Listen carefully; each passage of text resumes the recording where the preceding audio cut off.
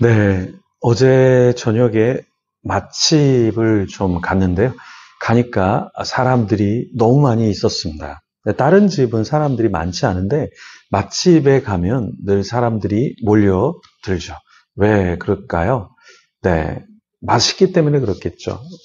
그래서 사람들이 기다리면서 그 맛집에 들어가서 맛있게 먹고 행복감을 누리는 거죠. 그런데 나이가 들면서 제가 느끼는 건 뭐냐면, 그냥 대학생 때나 젊을 때는 뭐 이 집 가도 맛있고 저 집 가도 맛있고 이랬는데, 나이가 들면서 조금 입맛이 까다로워지더라고요. 그래서 정말 맛있지 않으면, 아, 이게 맛있구나. 이걸 잘 느끼지 못하더라고요.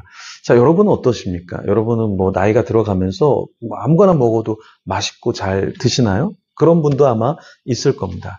그런데 나이가 들어가면서 더 까다로워지죠. 음식만 까다로워집니까? 사람도 까다로워지죠. 그러니까 웬만한 사람은 리더십이 있다 인정하기가 굉장히 어렵죠. 설교를 듣더라도 설교가 뭐 그냥 뭐 들어줄만 하지만 은혜는 안 된다 이런 경우도 되게 많고, 어떤 뭐 영화를 봐도 그렇고 음악을 들어도 그렇고, 나이가 들어가면서 우리는 어떻습니까? 어느 정도의 수준이 되지 않으면 우리가 시간을 낭비한다 이렇게 느끼기 쉬운 거죠. 그렇죠? 그래서 나이가 들면 조금 더 어떤 부분이 있냐면, 네, 뭔가 더 원하는 부분도 있고 서운한 부분도 있고, 그런 것이죠.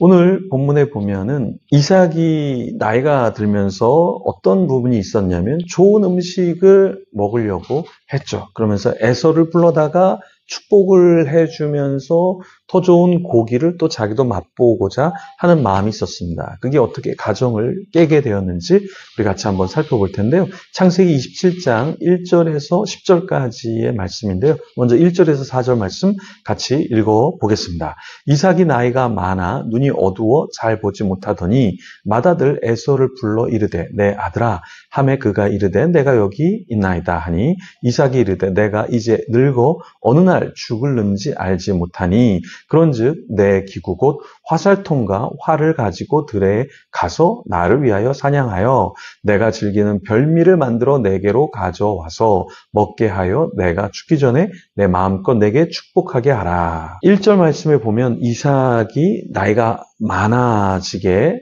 되었죠. 그렇게 되었을 때 어떤 현상이 찾아왔나요? 눈이 어두워졌죠. 잘 보지 못했습니다.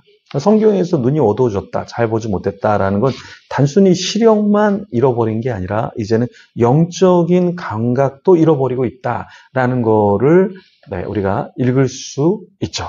그러니까 이삭은 이제 에서를 불러서 무엇을 부탁을 했습니까? 자신이 언제 죽을지 모르니까 사냥하여서 자신이 즐기는 별미를 만들어 와라 라고 얘기했습니다. 뭐 그냥 별미를 만들어 와 이렇게 말했을 수도 있지만 특별히 에서를 불러다가 자기가 먹고 싶은 것을 부탁을 했죠. 그러면서 그것을 가져오면 이제 장자로서 받을 축복을 해주려고 했던 것이죠. 근데 여기서 중요한 것은 이삭은 눈이 어두웠죠. 그런데 여전히 별미는 먹고자 했다라는 거예요.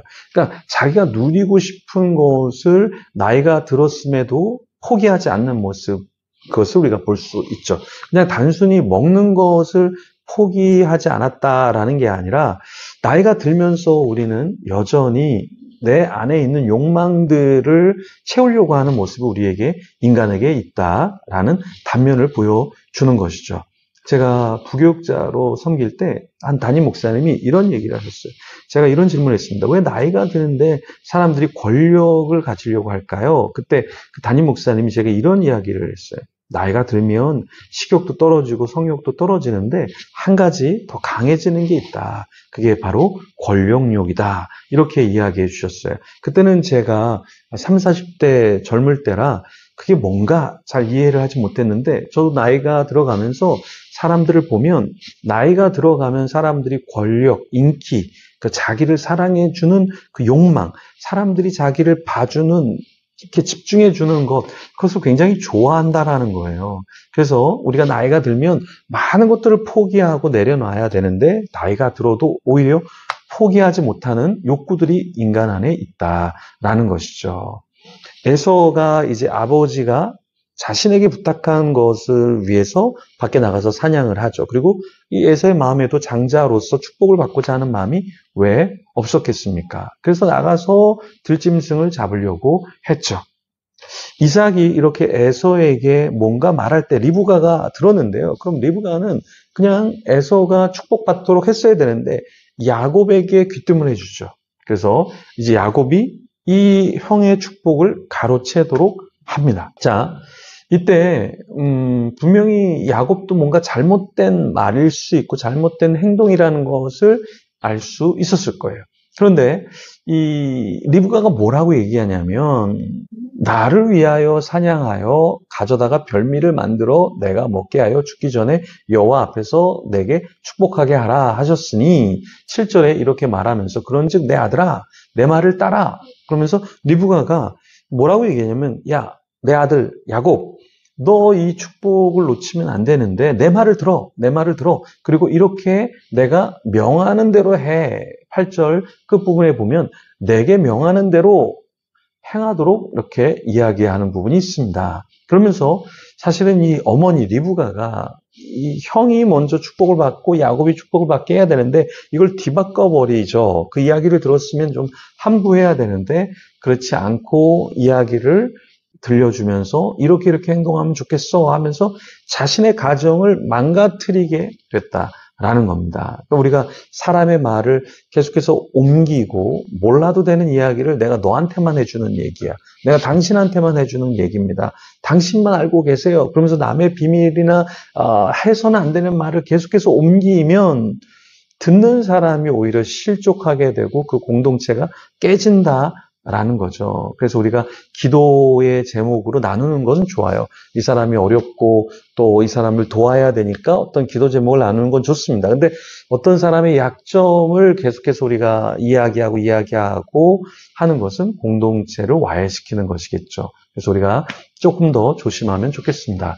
어쨌든 리브가는 자신이 별미를 만들어 올 테니까 아들아 너는 형인 것처럼 이렇게 변장해서 아버지에게 가면 좋겠다라고 이야기를 했죠. 죽기 전에 축복을 받으려고 했던 그 마음 그것이 에서에게도 있었고 야곱에게도 있었어요. 이게 다 욕망이죠. 욕망. 그렇죠? 그러니까 질서가 있는데 그 질서를 깨면서 자기가 더 많은 축복을 받으려고 했죠. 그러니까 우리는 어떻습니까? 우리가 벌어야 될 수익이 있고 우리가 섬겨야 될 일이 있고 우리가 감당해야 될 선교, 하나님 나라의 일이 있는데 내가 어떤 욕망으로 세상적인 욕망으로 세상의 것만 채우고 있지는 않는가? 우리 자신을 좀 돌아봐야 되고요. 하나님께서 나에게 무엇을 원하시는가? 내 욕망, 나이가 들면서 더 원하는 어떠한 욕망은 없는가? 우리 자신을 좀 더 스캔하면서 하나님 앞에 우리 자신을 온전하게 올려드리면 좋겠습니다. 이 시간에 기도하면서 우리의 욕망과 우리 욕심, 우리 안에 있는 하나님이 기뻐하지 않는 것들을 내려놓기를 소망합니다. 우리 같이 기도하며 하나님 앞에 나아가겠습니다.